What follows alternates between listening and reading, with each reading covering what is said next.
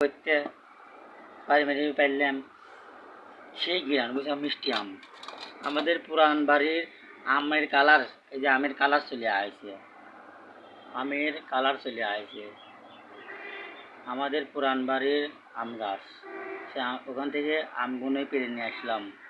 এই দেখুন আম, এটা হচ্ছে গা আমগুনে খাটা বানাই খাওয়া হবে, খাটা খাটা আমের খাটা। এই জন্যে আমগুন পাড়িয়ে আনলাম। মিষ্টি আম, খুবই মিষ্টি আম, সেই সুন্দর আম। আমের কালার কিন্তু চলে আসছে, কিছু কিছু আমের কালার চলে আসছে। এইটাই বেশি, এইটাই বেশি। এই যে আমের কালার চলে আসছে, আমের একটা কালার, কিছুদিন পরে আমটা পেকে যাবে।